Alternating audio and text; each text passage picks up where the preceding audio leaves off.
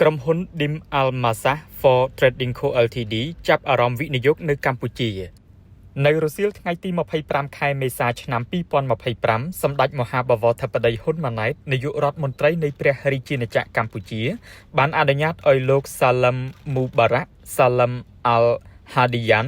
នាយកប្រតិបត្តិក្រុមហ៊ុន DIM Almasa for Trading Co Ltd ចូលជួបសម្ដែងការគូសំនិងពិភាក្សាការងារនៅវិមានសន្តិភាពក្នុងឱកាសនៃជំនួបនេះលោកនាយកប្រតិបត្តិក្រុមហ៊ុនបានសម្ដែងនូវការកោតសរសើរនិងវិតម្លៃខ្ពស់ចំពោះការរីកចម្រើនលើគ្រប់វិស័យរបស់កម្ពុជានិងបានគោរពជម្រាបជូនសម្ដេចធិបតីថាក្រុមហ៊ុនរបស់លោកមានបំណងបណ្ដាក់ទុនវិនិយោគនៅកម្ពុជាដែលនឹងចូលរួមចំណែកជាមួយរាជរដ្ឋាភិបាលដើម្បីអភិវឌ្ឍសង្គមសេដ្ឋកិច្ចឲ្យកាន់តែរីកចម្រើនបន្ថែមទៀត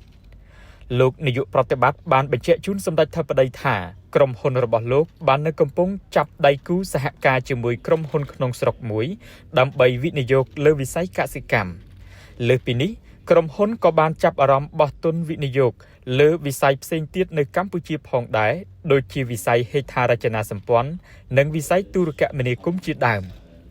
ជាមួយគ្នានេះលោកក៏បានស្នើសុំអនុសាសន៍ណែនាំពីសម្ដេចបវរធិបតីអំពីវិស័យសក្តានុពលផ្សេងទៀត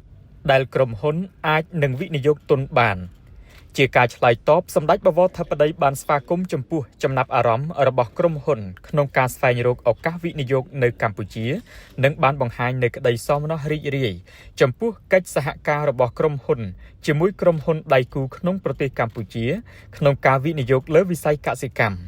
សម្ដេចបវរធិបតីបានបញ្ជាក់ថាក្រៅពីវិស័យដែលក្រុមហ៊ុនបានចាប់អារម្មណ៍វិនិយោគខាងលើក្រុមហ៊ុនក៏អាចពិចារណានិងសិក្សាវិនិយោគលើវិស័យសក្តានុពលផ្សេងទៀតផងដែរដូចជាវិស័យកសិឧស្សាហកម្ម